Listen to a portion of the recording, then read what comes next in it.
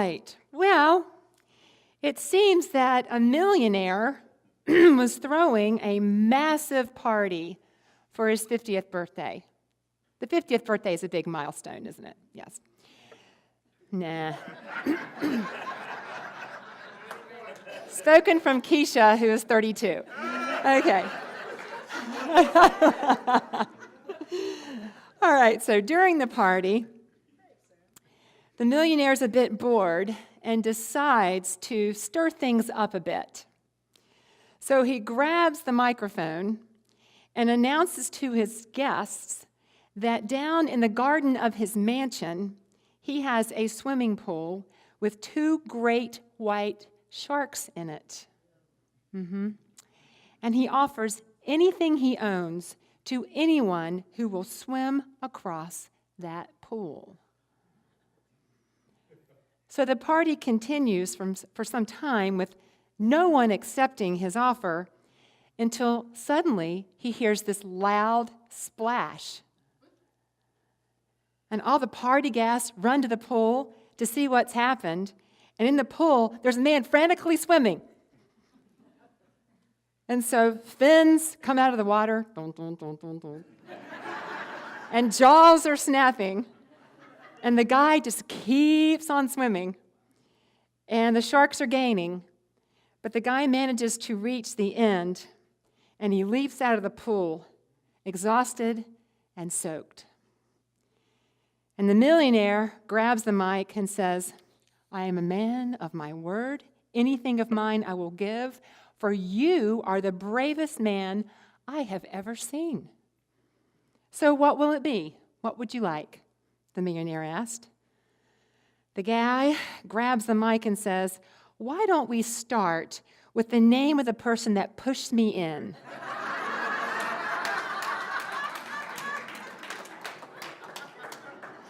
I think I'd want to know that too. So today, we're not exactly talking about pushing you in to now what, but gracefully saying yes to that. Well, yeah. They're like, oh, good. All right. So here we are. The Sunday after Easter. Yes, there's a few more open seats.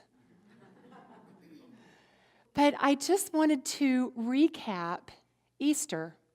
Because when we have these big celebrations, sometimes, I know, like especially after Christmas, I can just feel a little like let down, like now what?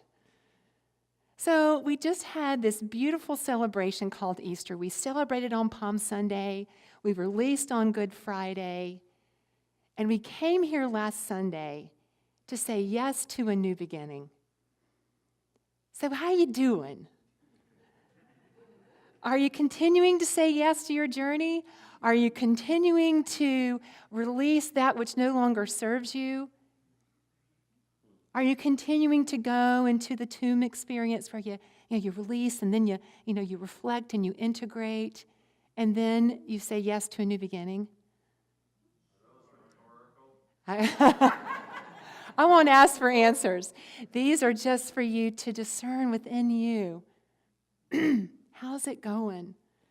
Because remember, Easter is about change and transformation. And we come here on Sunday mornings, and that's really what it's all about, right? Okay. Well, I want to just assure you that when we go through these steps on our journey of letting go and then opening to a new beginning, that's exactly what we create, is an opening. And so what I wanted to address this morning is, how do we keep that opening open? Because, sometimes we can have the opening, and then if we don't do anything else, it tends to collapse a little bit, right? It tends to contract. We're talking about keeping the blossom blooming, keeping it expanding, keeping it evolving. Charles Fillmore said that spiritual evolution is the unfolding of the spirit into expression. The Spirit meaning the I am nature that we are. The unfolding of that into expression. That's how we evolve. That's how we keep expanding. That's how we keep deepening our knowing of the truth of what we are and practicing it in our lives. So that's what we're about this morning. So I just kind of wanted to be with you this morning about what's ours to do to keep this opening open. So the first thing is what we talked about through Daring Greatly and through the Easter experience is the practice of staying self-aware. We get to stay self-aware. Folks, self-awareness is the foundation of all transformation and all change. Well, how do we do that? And I want to invite us to talk about some practices this morning to keep that self-awareness expanding and evolving. And we've talked about some over the course of the last few weeks. Meditation, we do it every Sunday. Because we're talking about self-awareness as the foundation of transformation and the foundation of our ability to make conscious choices on the journey. Conscious choices to be that I am nature that we are in expression, instead of maybe our reactive selves, right? So, some practices to stay self-aware. Again, meditation, journaling, spiritual reading. There was a very wise woman this week that I heard say that what she does is take 3 deep breaths. Yes. Walking in nature, talking and processing with a friend that you trust. This is what I want to invite us into, integrating into our everyday lives, our practices to stay self-aware. Because when I step outside my door, there's the fullness of life. Am I ready for it? Am I ready to face whatever is before me? To be, it's gonna call me to be all that I am, I can assure you. Am I ready for that? And I know I can tell a profound difference in my day when I don't start it with the practice of sitting and meditating and praying. So I just want to plant that seed. So in order to keep that opening open, integrating practices in our life to keep us self-aware. Also, and we've talked about this all through the Daring Greatly book study, but gosh, it just keeps coming around. We get to keep doing our gremlin work, folks. I know. It can feel daunting, can it? Gremlins meaning those limiting beliefs that we've made up through the course of our life that are not the truth of what we are. And folks, we just got to keep keeping on with it. Letting go of that which no longer serves us. And there's a tool that Unity teaches, and it's really a prayer, and it's called a denial and an affirmation. And I think in Unity we're very familiar with affirmations, but sometimes I think we might forget about the denial. A denial is not, I deny that something has happened to me. No, a denial is, I deny the power I have given it. For example, if we grew up with the belief that we're not enough, I deny the power that I am giving to that belief, to what I was told as a child. And I throw another step in. I reclaim my power. And I affirm I am a magnificent, whole, and way more than enough being. Yeah. So in order to keep the opening open in our life, in order for us to keep expanding and keep evolving, we get to keep doing our work on letting go of those old lies we have told ourselves that come most often from our childhood perceptions and wounds. Things that happened to us when we were young. And of course, when I am preparing the message each week, I have to be self-aware of how I'm feeling and what's popping up in my world to support my message. And so what I noticed this week was Facebook. Now, if anyone in this room has asked me to be your friend and I haven't responded, please don't take it personally. I am really not a Facebook aficionado. However, there is a Facebook page that is dedicated to a choir that I used to be a part of when I was in high school called Sounds of America. And it's just open to the members of Sounds of America. And I was in Sounds of America when I was in high school, 1976. Yes, I'm dating myself. 1976, 77, and 78. And we're having a reunion this summer. And it's the first reunion that I've been able to go to since 1993. And so I went on Facebook. I just got the nudge, that kind of nudge that works for me. Go check this out, because I'm in discernment about whether it's mine to do to go. And so I started perusing the website to see the details about the reunion, and I clicked on photos. And there were photos posted, and I saw a couple pictures of myself when I was in high school. And folks, I gotta tell you, I don't know if anybody in this room can relate, but high school was not my best moment. Oh my. And the pictures kind of reflected that. But really, I mean, I can laugh about it now, but if you can imagine in the 9th grade being this height, I was teased mercilessly, really. And so I tended to kind of, slump, and I tended to kind of, be the clown and, all that, just to hide some of the pain that I was feeling from my childhood. I had an interesting childhood. My father left when I was young and, all that. And so I could just tell some of that on my face in some of these pictures.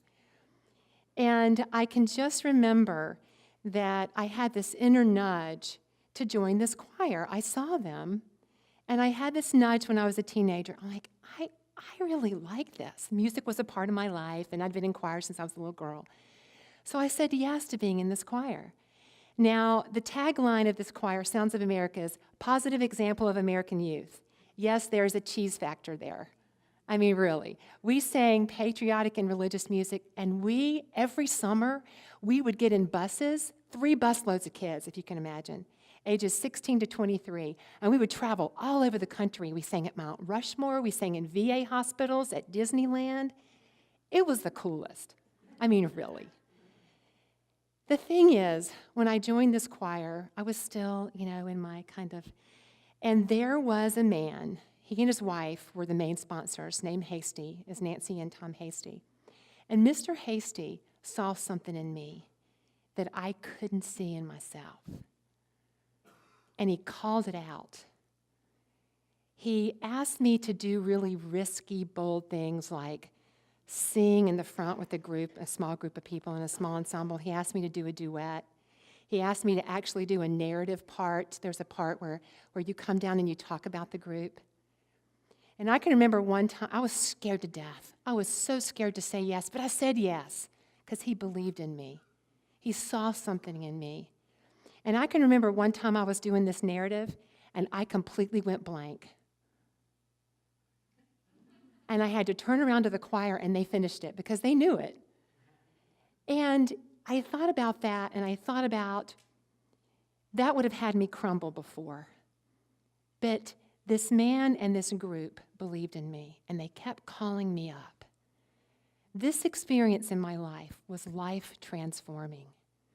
It laid the foundation for the woman you see in front of you now. And I'm still doing my work, trust me. The point in sharing this with you is that there's some aspects of that I think relate to keeping this opening open in our lives, folks. Because like in the meditation we alluded to, there was something in me that even though I was in my stuff, that was nudging me forward. A tug. See, that is the nature of life. We talk about it, ministers talk about it. Well, people are either pushed by pain or pulled by a vision. Because needless to say, we're going to move forward. That's the nature of life, folks. Life is not lived in the past. Life is lived going forward. Right? And so it's so important for us to start paying attention to how we're being pulled this way. And notice if you're being pushed by pain or pulled by a vision, but we're still being nudged forward. And one of the ways that I have found my inherent wisdom, and some people call it spirit or God, however way you want to call it, is speaking to me, is noticing where I'm motivated and inspired to act, to participate. Where am I motivated and inspired to express, to act, to be? Pay attention to that. Because I'm going to assert that is that life pull that wants to keep the opening of your life open, that wants to expand. It's calling you up to your greatness. There's a quote by Anais Nin that said, "And the day came when the risk to remain tight in a bud was more painful than the risk it took to bloom." Where are you motivated and inspired to bloom? Because again, those gremlins, it can feel overwhelming, can it? But it can be more painful to stay stuck than it can to say yes to whatever we're motivated and inspired to do and express. That choir experience for me was the kingdom of heaven. You know, we talk about the kingdom of heaven in unity. The kingdom of heaven is a state of consciousness. We talk about heaven and hell in unity, not as places to go, but as ways to be and ways to express. The kingdom of heaven, folks, is when we're living in alignment with all that we are, when we're evolving and we're expanding and we're saying yes. The kingdom of heaven is right now. And Jesus taught about the kingdom of heaven, and I wanted to just bring that to your attention. In a parable in Matthew, chapter 13, verses 14 through 46. The kingdom of heaven is like a merchant looking for fine pearls. When he found one of great value, he went away and sold everything he had and bought it. See, our transformation is that fine pearl. Our evolution and our expansion is that fine pearl, folks, and there is not a price tag on it. Nothing is worth more than our expansion. Nothing is worth more than us saying yes to where we're motivated and inspired to be and to act. And I just invite you to, as you're looking at where you're motivated and inspired, it could be as small as, gosh, there's this book that somebody recommended to me. I need to go pick it up at the library. It could be, I'm being motivated and inspired to ballroom dance, like we talked about last week. Or I'm being motivated and inspired to come to the In the Flow of Life class with Rev Sheryl. Just paying attention to where you're being invited to creatively express. And I wanted to say this. Sometimes I think when we hear creative expression, we think we've got to be an artist. We've got to be that kind of creative, like Jim and Marty, have the family gene of music. No, it doesn't necessarily mean that. It can mean that. But where you're motivated and inspired to express your skills and your unique gifts and talents, it might look like a friend of mine has the gift, thank goodness, of retrieving data that has been accidentally erased on a computer. And thank goodness he expressed that for me this week as I had 2009 songs on my computer that I couldn't find. I was a little stressed. That's creative expression. He gave me the gift of his skill and his expertise. So it can look a lot of different ways. But folks, it's about creating the kingdom of heaven, saying yes to that in our lives. because that truly is our spiritual journey of evolving and expanding. So we're keeping the Easter opening, right? That's now what? All right, so this week, I just invite you to keep working with your practices of self-awareness, whatever that is for you, and put it in the forefront of your day. Keep doing your gremlin work. Keep doing your gremlin work. And notice where you're motivated and inspired. Where are you motivated and inspired? Oh, and one more thing that came out of my story. Find an environment, find a person or an environment that sees you, that sees who and what you are authentically. And hopefully, for all of you sitting in this room, that you know that Unity of Gaithersburg is that place, is a place for you. And it can show up in the form of a spiritual community. It can show up in the form of a healing group. It can show up in the form of a life coach, a mentor, a counselor.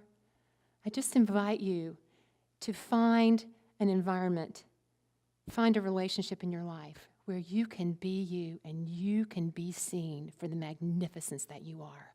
Because let me tell you, you're magnificent. So let's keep that knowing open. Let's keep that expression open. Right? Okay? Wonderful. Let's affirm. I continue on my journey to knowing more deeply my true nature. I practice being aware, letting go, and opening to infinite possibilities. And so it is. Amen.